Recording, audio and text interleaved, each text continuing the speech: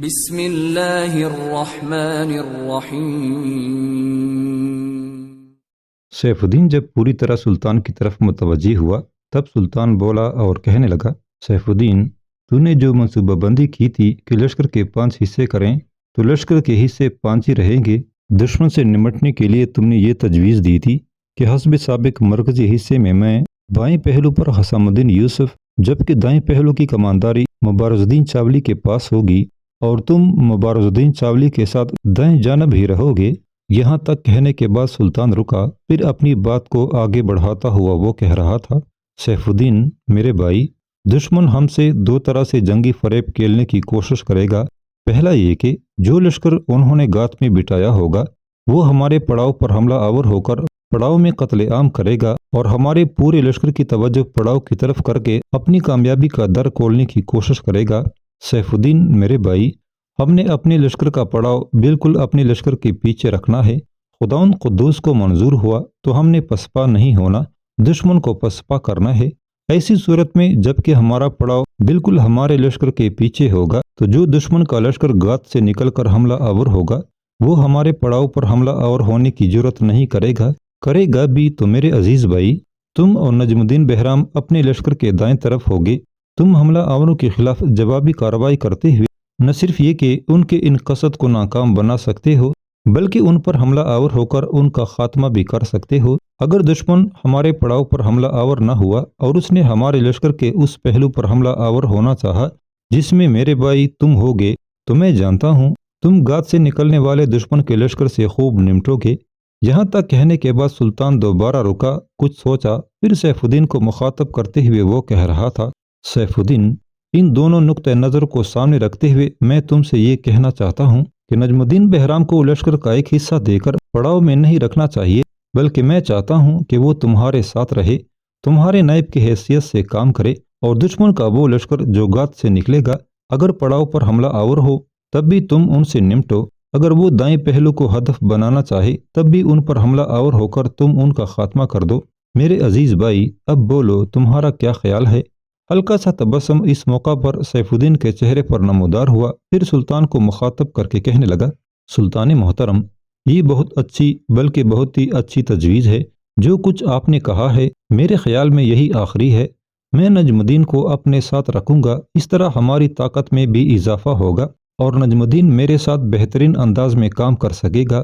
بہرحال آپ دیکھتے رہیں، جب ہم دشمن کے سامنے جا کر صف آرا ہوں گے تو خداوند قدوس کو منظور ہوا تو جس طرح اس سے پہلے ہم اپنے بہت سے دشمنوں کو مار بگانے میں کامیاب ہوئے ہیں، اسی طرح ہمارا رب پہلے کی طرح ہماری رہنمائی، ہماری مدد کرے گا اور ہم دشمن پر غالب رہیں گے۔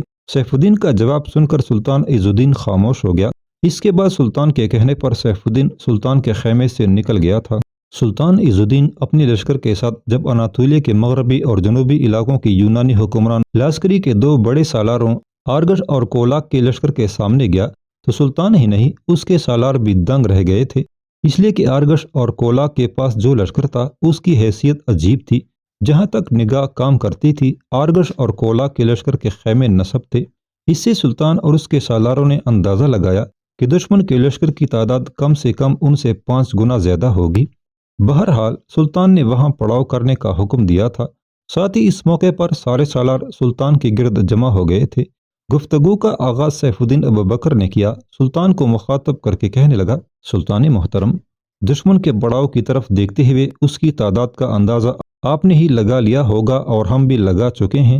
میں سمجھتا ہوں اتنا بڑا لشکر اس سے پہلے کبھی ہمارے مقابلے میں اناطولیہ کے میدانوں میں نہیں آیا اور ہمیں اس لشکر سے کسی طریقے، کسی جتن، کسی سلیقے اور کسی منصوبہ بندی کے تحت نمٹنا ہوگا۔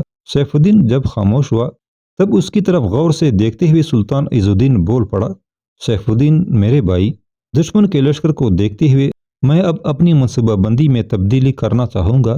میں یہ پسند نہیں کروں گا کہ تم اپنے لشکر کے دائیں پہلو سے بھی بائیں جانب نجم الدین بہرام کے ساتھ رہو اور دشمن کا جو لشکر گات سے نکل کر ہم پر حملہ آور ہو اس سے نمٹو۔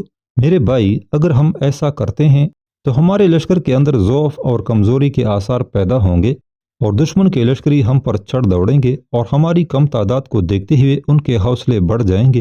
وہ بپرے ریچھیوں کی طرح ہم پر حاوی ہونے کی کوشش کریں گے یہاں تک کہنے کے بعد سلطان جب خاموش ہوا تب سیف الدین ابوبکر نے اپنے ہونٹوں پر زبان پھیری، پھر سلطان کو مخاطب کر کے کہنے لگا، سلطان محترم، اگر آپ برا نہ مانیں تو ایک کام کرتے ہیں، پہلی منصوبہ بندی کے اندر یقیناً تبدیلی کرنا ہوگی۔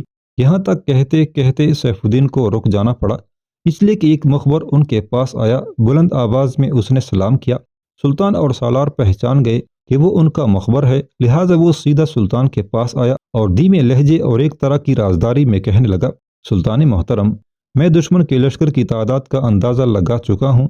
میں دشمن کے لشکر کے ارد گرد اس وقت تھا جب یہ اپنے مرکزی شہر سے روانہ ہوا تھا۔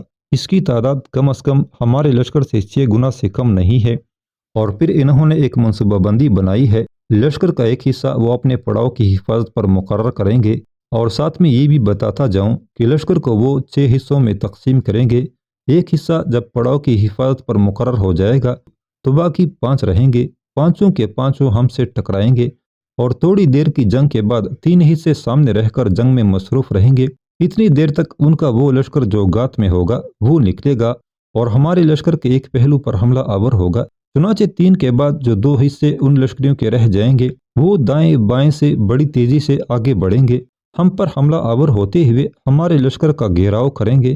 ایک طرح سے وہ ہمیں گھیرنے اور ہمارے گرد حصار قائم کرنے کی کوشش کریں گے۔ ایسا کر کے شاید وہ یہ چاہتے ہیں جب وہ ہمارا گھیراؤ کریں گے تو اپنی فتح کو یقینی بنا لیں گے۔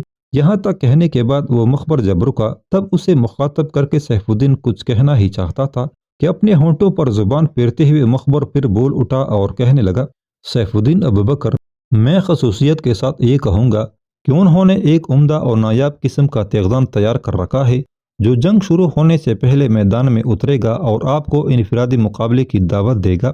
ہمارے دشمن یہ خیال کرتے ہیں کہ سلطان کے سالار سیف الدین نے انہیں بہت نقصان پہنچایا ہے، اور انفرادی مقابلے میں چونکہ بہت سے تیغدانوں کو موت کے گھاٹ اتارا ہے، لہذا سیف الدین کا خاتمہ کرنا اب ان کی ضد بن گیا ہے۔ اس کے علاوہ میں یہ بھی کہوں کہ دشمن کے لشکر میں اس وقت ان کا حاکم لشکری خود بھی موجود نہیں ہے، وہ اپنے مرکزی شہر میں ہے۔ اس کے مرکز میں بھی ایک بہت بڑا لشکر ہے۔ اس لشکر میں لشکری کے مسلح جوانوں کی تعداد کم اور قسطنطنیہ اور یورپ سے آنے والے جنگجوؤں کی تعداد زیادہ ہے۔ اسے وہ محفوظ لشکر کے طور پر استعمال کر رہا ہے۔ لشکری کا خیال ہے کہ اس کے دونوں سالار آرگش اور کولاک سلطان کو شکست دیں گے۔ اس کے بعد سلطان کے مرکزی شہر قونیہ تک اس کا تعاقب کریں گے۔ ساتھ ہی اس نے یہ بھی احتیاط برتی ہے کہ اگر اس کے دونوں سالاروں آرگش اور کولاک کو شکست ہو گئی تو وہ پیچھے ہٹ جائیں گے، لہٰذا وہ بڑا اور جرار لشکر جو اس وقت لشکری کے پاس ہے اس کے ساتھ وہ نکلے گا اور ہمارا مقابلہ کرنے کے لیے آئے گا۔ یہاں تک کہنے کے بعد مخبر جب خاموش ہوا تب کچھ دیر تک سیف الدین ابوبکر غور سے اس کی طرف دیکھتا رہا، پھر آنے والے اس مخبر کو مخاطب کر کے کہنے لگا، میرے عزیز، کیا تو بتا سکتا ہے کہ دشمن کا وہ لشکر جسے دشمن ہم پر اچانک حملہ آور ہونے کے لیے گات میں بٹھانے کا ارادہ کر چکا ہے، کیا وہ اپنی گات کی طرف جا چکا ہے؟ اس پر مخبر بولا اور کہنے لگا، یقیناً وہ گات کی طرف جا چکا ہے، اور اس کی گات یہاں سے 5 میل شمال کی طرف ہے۔ میرے علاوہ اور بہت سے مخبر بھی ان کے ارد گرد سرگرداں ہیں۔ میرے خیال میں تھوڑی دیر تک وہ بھی یہاں آئیں گے اور اس لشکر کے متعلق بھی اطلاع دیں گے۔ مخبر کے اس انکشاف پر سیف الدین ابوبکر نے سلطان کی طرف دیکھا، پھر کہنے لگا، سلطان محترم، آپ کا کہنا درست ہے۔ ہمارا مخبر بتا چکا ہے کہ دشمن کے لشکر کی تعداد زیادہ ہے، لہٰذا ہم بھی اپنے لشکر کے اندر تبدیلی پیدا کریں گے۔ سلطان محترم، دشمن کی تقسیم کو نگاہ میں رکھتے ہوئے ہم بھی اپنی لشکر کو 5 حصوں میں تقسیم کریں گے۔ ایک حصہ آپ کے پاس، دوسرا حصہ میرے پاس، تیسرا حسام الدین کی کمانداری میں، چوتھا زین الدین بشارہ، پانچواں مبارز الدین چھاولی اور چھٹا نجم الدین بہرام کی کمانداری میں ہوگا۔ دشمن کا جو لشکر گات میں چلا گیا ہے اس سے پہلے نمٹنا ہوگا۔ سلطان محترم، دشمن نے اپنے لشکر کے 6 حصے کیے ہیں، چھٹا حصہ انہوں نے اپنے پڑاؤ کی حفاظت پر مقرر کیا ہے۔ ہم اپنے پڑاؤ کی حفاظت پر کوئی لشکر مقرر نہیں کریں گے، بلکہ لشکر کے اندر جو عورتیں ہیں وہ مسلح رہیں گی، اور خداوند قدوس کو منظور ہوا تو ان میں ایسی عورتیں ہیں جو جنگ کا بہترین تجربہ رکھتی ہیں اور ضرورت کے وقت دفاع بھی کر سکتی ہیں۔ ویسے دشمن کا کوئی لشکر ہمارے پڑاؤ کی طرف بڑھنے کی جرت اور جسارت نہیں کرے گا، اور نہ ہی ہم ان کے لشکر کو پڑاؤ کی طرف بڑھنے دیں گے۔ سلطان محترم، میں آپ کے ساتھ لشکر میں موجود رہوں گا۔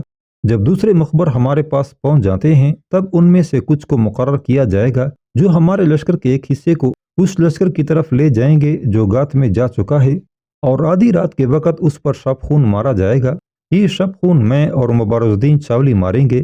سلطان محترم، میں اور مبارز الدین کوشش کریں گے کہ گات میں جانے والے دشمن کے لشکر کا صبح سے پہلے کام تمام کر کے واپس اپنے لشکر میں پہنچ جائیں، اور کل صبح ہم دشمن سے ٹکرانے اور اس کے خلاف جنگ کرنے کا اعلان کریں گے۔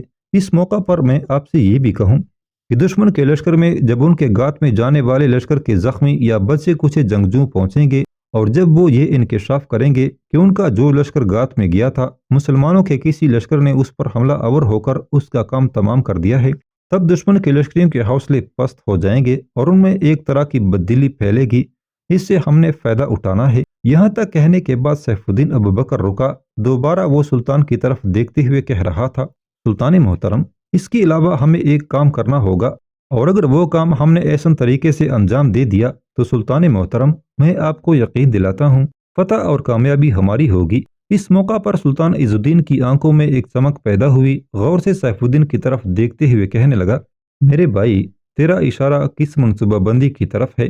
جواب میں سیف الدین نے پھر اپنے ہونٹوں پر زبان پھیری، کچھ سوچا۔ دوبارہ سلطان عز الدین کو مخاطب کرتے ہوئے وہ کہہ رہا تھا، کل جب جنگ کی ابتدا کی جائے تو ہمارے لشکر کی جو اگلی 3 صفیں ہوں گی ان کی پیٹھوں پر تیروں سے بھرے ہوئے ترکش ہونے چاہیے، اور ان کے کندھوں پر ہر ایک کے پاس کمان ہونی چاہیے۔ چنانچہ دشمن جب ہمارے خلاف جنگ کی ابتدا کرے گا، ہم اسے پہلے حملہ آور ہونے کا موقع دیں گے۔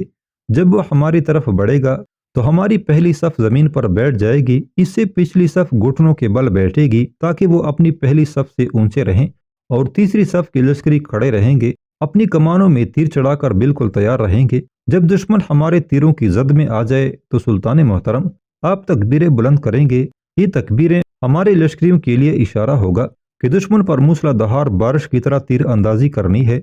جب ایسا ہوگا تو میں آپ کو یقین دلاتا ہوں دشمن کے سینکڑوں نہیں ہزاروں لشکری تیروں سے چھت کر اپنے گھوڑوں سے نیچے گر جائیں گے۔ مرنے والوں کے گھوڑے لشکر کے اندر جب ابتری پھیلائیں گے تب ہماری تینوں اگلی صفیں کمانے وہیں رکھ دیں گے، اپنی پیٹوں پر ترکش رہنے دیں گے، وہ ان کی پیٹھ کی حفاظت کریں گے۔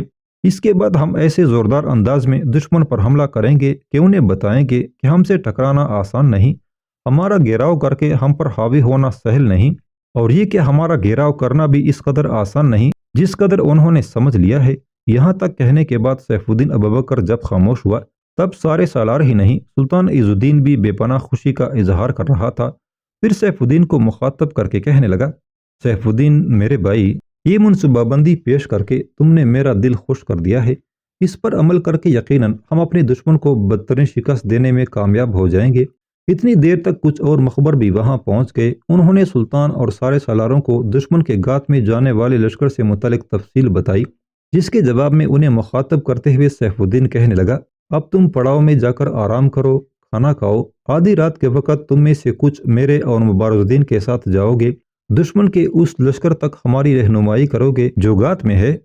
پھر میں جانوں، مبارز الدین جانے اور دشمن کا لشکر، ہم ان پر ایسی ضرب لگائیں گے کہ خداوند قدوس کو منظور ہوا تو بہت کم کو اپنی جانیں بچا کر بھاگنا نصیب ہوگا۔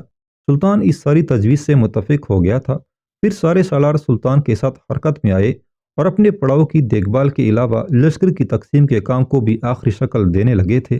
آدھی رات کو سیف الدین ابوبکر اور نجم الدین بہرام دونوں اپنے لشکر کے ساتھ بڑی تیزی سے دشمن کے اس لشکر کی طرف بڑھ رہے تھے جو گات میں تھا۔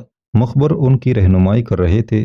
جب مخبروں نے رات کی گہری تاریکی میں سیف الدین ابوبکر کو اشارہ دیا کہ دشمن اب نزدیک ہی رہ گیا ہے، تب رات کے اندھیرے میں سیف الدین کا سر اپنے گھوڑے کے ہننے پر جھک گیا تھا۔ پھر وہ بڑی عاجزی میں دعا مانگتے ہوئے کہہ رہا تھا، اے اللہ، تو ہی میرا مسیحا، تو ہی چارہ گر ہے۔ حرص و حوث کے شہروں میں، دن کے دھندلائے آئینوں میں، وقت کی ترچی انگنت پرسائیوں میں تو ہی مدد کرنے والا ہے۔ میرے اللہ، ہمیں کامیابی اور نصرت سے ہمکنار کرنا۔ یہاں تک کہنے کے بعد سیف الدین کا سر سیدھا ہو گیا تھا۔ پھر نجم الدین بہرام کے ساتھ اپنے لشکر کو اس نے آگے بڑھایا اور دشمن پر حملہ آور ہو گیا تھا۔ سیف الدین اور نجم الدین بہرام نے تیز اور اچانک اور جان لیوا حملے کرتے ہوئے دشمن کے لشکر کو جو گات میں بیٹھا ہوا تھا سنبھلنے ہی نہیں دیا اور لمحوں کے اندر ان کا قتل عام شروع کر دیا تھا۔ کچھ دیر تک ہولناک رن پڑا، کیونکہ سیف الدین اور نجم الدین نے شروع ہی میں اپنے حملوں میں تیزی اور شدت پیدا کر لی تھی، لہٰذا دشمن کا وہ لشکر سنبھل نہ پایا، نہ دفاع کر سکا، نہ جارحیت پر اتر سکا، اور پھر تھوڑی دیر کے ٹکراؤ کے بعد اس کی حالت خراب ہونا شروع ہو گئی تھی۔ سیف الدین اور نجم الدین نے جب اندازہ لگا لیا کہ وہ پوری طرح دشمن پر چھا چکے ہیں، لہٰذا انہوں نے ایک طرح سے ان کا گھیراؤ کر لیا اور ان کا قتل عام شروع کر دیا تھا۔ لشکر کی اکثریت کو انہوں نے موت کے گھاٹ اتارا، بہت کم لشکریوں کو اپنی جانیں بچا کر واپس جانا نصیب ہوا تھا، اور اس لشکر کے پاس خوراک کے جو ذخائر تھے، رات کی تاریکی میں انہیں سمیٹتے ہوئے سیف الدین ابوبکر اور نجم الدین بہرام کامیاب شبخون مار کر اپنے لشکر کی طرف چلے گئے تھے۔ اس شاندار فتح اور کامیاب شبخون کے بعد سیف الدین ابوبکر اور نجم الدین بہرام اپنے لشکر کے ساتھ فجر کی نماز سے بہت پہلے اپنے پڑاؤ میں پہنچ گئے تھے۔ سلطان کے علاوہ سارے سالار جاگ کر شاید انہی کی آمد کا انتظار کر رہے تھے۔ جب سلطان کو نجم الدین اور سیف الدین کے آنے کی اطلاع ہوئی، تب سلطان نے بے پناہ خوشی کا اظہار کیا۔ باہر نکل کر اس نے اپنے سالاروں کے ساتھ لشکر کا استقبال کیا۔ سلطان کے قریب آ کر سیف الدین ابوبکر اور نجم الدین بہرام اپنے گھوڑوں سے اتر گئے۔ سلطان باری باری ان سے گلے ملا، پھر سلطان کچھ پوچھنا ہی چاہتا تھا کہ سیف الدین خود ہی بول پڑا اور سلطان کو مخاطب کر کے کہنے لگا، سلطان محترم، میں اور نجم الدین بہرام نے اس لشکر کا جو دشمن نے گات میں بٹھایا تھا تقریباً صفایا کر دیا ہے۔ بہت کم لشکریوں کو باغ کر واپس بڑے لشکر کی جانب جانا نصیب ہوا ہوگا۔ اس طرح دشمن کی اس سازش کو تو ہم نے ناکام بنا دیا ہے کہ وہ اچانک اپنی گات سے نکل کر ہم پر حملہ آور ہو کر ہمیں نقصان پہنچانے کی کوشش کرے گا۔ اس پر سلطان فوراً بولا اور کہنے لگا، میرے بھائی، میں تم لوگوں کا زیادہ وقت نہیں لوں گا، ابھی فجر کی نماز میں کچھ وقت ہے، تم جاؤ اپنے خیموں میں جا کر آرام کرو۔ اس کے ساتھ ہی سیف الدین ابوبکر، نجم الدین بہرام اور اس کے لشکری وہاں سے ہٹ گئے تھے۔ دوسری طرف صبح کے وقت کچھ زخمی لشکری آرگس اور کولاک کے لشکر میں پہنچے۔ اس وقت آرگس اور کولاک اپنی لشکریوں کے کھانے کی نگہداشت کر رہے تھے۔ جب زخمی ان کے پاس پہنچے تب دونوں بڑے فکرمند اور پریشان ہوئے۔ ان کے ساتھ اس وقت ان کے کچھ اور چھوٹے سالار بھی موجود تھے۔ آنے والوں کا آرگس اور کولاک نے پہلے گہری نگاہوں سے جائزہ لیا، پھر آرگس انہیں مخاطب کر کے کہنے لگا، تم کہاں سے آئے ہو؟ تمہاری یہ حالت کیسے اور کس نے کی ہے؟ اس پر آنے والوں میں سے ایک زخمی بولا اور کہنے لگا، ہمارا تعلق اس لشکر سے ہے جسے آپ نے مسلمانوں پر اچانک حملہ آور ہونے کے لیے گات میں بٹھایا تھا۔ ہماری بدقسمتی، آدھی رات کے قریب مسلمانوں کا ایک لشکر ہم پر حملہ آور ہوا اور اس نے ایسی شدت، ایسی سختی سے ہم پر حملہ کیا کہ ہمارے ساتھیوں کو سنبھلنے نہ دیا، دفاع کرنے دیا، نہ ہی جارحیت پر اترنے دیا۔ آتے ہی انہوں نے ہمارا قتل عام شروع کر دیا تھا۔ جو لشکر آپ نے گات میں بٹھایا تھا اس کی اکثریت کو انہوں نے موت کے گھاٹ اتار دیا اور بہت کم لشکریوں کو اپنی جانیں بچا کر بھاگنا نصیب ہوا ہے۔ یہ الفاظ سن کر آرگس اور کولاک دونوں حیرت زدہ سے رہ گئے تھے، پریشانی میں ایک دوسرے کی طرف دیکھنے لگے تھے۔ اس موقع پر آرگس بولا اور کولاک اور وہاں جمع ہونے والے دوسرے سالاروں کو مخاطب کر کے کہنے لگا، یہ کیسے ہو گیا؟ ہم نے تو بڑے خفیہ اور رازدارانہ انداز میں اپنا لشکر گات میں بٹھایا تھا۔ مسلمانوں کا وہ لشکر جو سلطان لے کر آیا ہے، اس لشکر کے علاوہ بھی ارد گرد مسلمانوں کا کوئی لشکر ہے جو گات میں بیٹھے ہمارے لشکر پر حملہ آور ہوا اور ان کا قتل عام کر کے رکھ دیا۔ ہمارے اس لشکر کے قتل عام کا ہمارے لشکریوں پر بڑا منفی اثر پڑے گا۔ یہ خبر آنن فانن اب لشکر میں پھیل جائے گی کہ ہمارا وہ لشکر جو کافی بڑا تھا، جسے ہم نے گات میں بٹھایا تھا، اس پر حملہ آور ہو کر مسلمانوں نے اس کا کام تمام کر دیا ہے، تو لشکری ایک طرح سے بددل اور بدحوصلہ ہو جائیں گے اور یہ معاملہ یقیناً ہمارے لیے نقصان دہ ثابت ہوگا۔ بہرحال فکرمند ہونے کی ضرورت نہیں ہے۔ سب سے اچھی بات جو اس وقت ہمارے حق میں جاتی ہے وہ یہ کہ ہمارے لشکر کی تعداد مسلمانوں کے لشکر سے کافی زیادہ ہے، لہٰذا اپنی اکثریت کی بنا پر غالب ہم ہی رہیں گے۔ میرے خیال میں اب جنگ کرنے کی ابتدا میں تاخیر سے کام نہیں لینا چاہیے، کہیں ایسا نہ ہو کہ گات میں بٹھائے جانے والے لشکر کے قتل عام کا سن کر لشکری بددل ہو جائیں۔ کولا کے علاوہ باقی سالاروں نے بھی اس سے اتفاق کیا تھا۔ اس کے بعد آرگس کے حکم پر لشکر کے اندر بڑے بڑے طبل پیٹے جانے لگے تھے۔ یہ اس بات کی نشاندہی تھی کہ تھوڑی دیر تک جنگ کی ابتدا کی جائے گی۔ سارے لشکری اپنی تیاریوں کو آخری شکل دینے لگے تھے۔ اس موقع پر لاسکری کے سپہسالار اعلیٰ آرگس نے اپنے نائب کولاک کی طرف دیکھا اور اسے مخاطب کر کے کہنے لگا، کولاک، سمسون سے کہو انفرادی مقابلے کے لیے میدان میں اترے اور مسلمانوں کے سالار سیف الدین ابوبکر کو پکارے، اور اسے یہ بھی بتاؤ اگر اس نے سیف الدین ابوبکر کا سر آج برے میدان میں کاٹ دیا تو اسے ایسا نوازا جائے گا جس کی وہ توقع اور امید تک نہیں رکھ سکتا۔